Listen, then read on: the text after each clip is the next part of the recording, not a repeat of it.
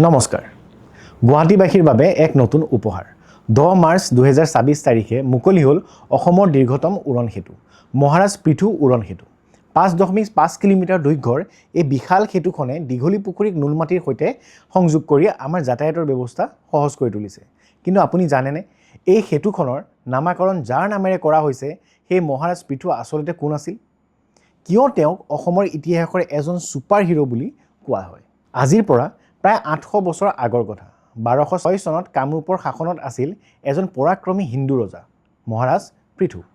সেই সময়ত সমগ্ৰ উত্তৰ ভাৰতত ত্ৰাসৰ সৃষ্টি কৰিছিল এজন দুধৰ্ষ তুৰ্কী সেনাপতি নাম আছিল মহম্মদ বিন বাখতিয়াৰ খিলজী নালন্দা বিশ্ববিদ্যালয় ধ্বংস কৰি খিলজীয়ে যি জয় যাত্ৰা আৰম্ভ কৰিছিল সেই যাত্ৰাক ধুলিসাৎ কৰি দিছিল আমাৰ এই গৰাকী অসমীয়া বীৰ মহাৰাজ পৃথুৱে এতিয়া জানি লওঁ এটা ইন্টাৰেষ্টিং কাহিনী এই খিলজীয়ে 12000 অশ্বৰোহী লৈ কামৰূপৰ মাজেৰে তিব্বত জয় কৰিবলৈ ওলাইছিল কিন্তু তেওঁ জনা নাছিল যে তেওঁ এক কালফাণ্ডত ভৰি দিবলৈ ওলাইছে মহাৰাজ পৃথুৱে প্ৰয়োগ কৰিছিল স্কৰ্চ আৰ্থ পলিচি অৰ্থাৎ শূন্য কৰা নীতি তেওঁ খিলজীৰ সেনা যোৱা পথৰ সকলো খাদ্য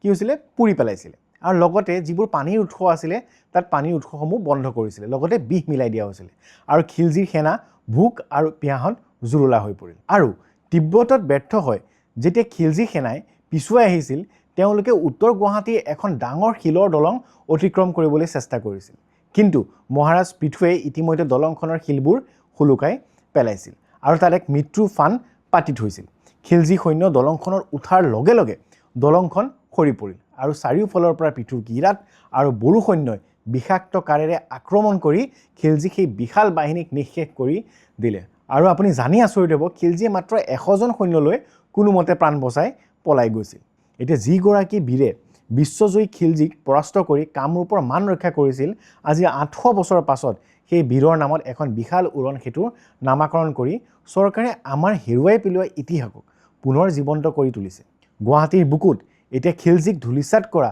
সেই বীৰৰ নাম সদায় জিলিকি থাকিব আৰু এই গোটেই কাহিনীটো কানাই বৰশী বোৱা শিলৰ লিপিত লিপিবদ্ধ কৰি থৈ যোৱা হৈছে আৰু ইতিহাসৰ এনেকুৱা ৰোমাঞ্চকৰ কাহিনী আৰু পৰীক্ষাৰ উপযোগী তথ্যৰ বাবে আমাৰ চেনেল এক্সাম কাষ্ট সাবস্ক্ৰাইব কৰিবলৈ নাপাহৰিব এই ভিডিঅ'টো শ্বেয়াৰ কৰি প্ৰতিগৰাকী অসমীয়াক মহাৰাজ পৃথুৰ বীৰত্বৰ কথা জানিবলৈ সুযোগ দিয়ক ধন্যবাদ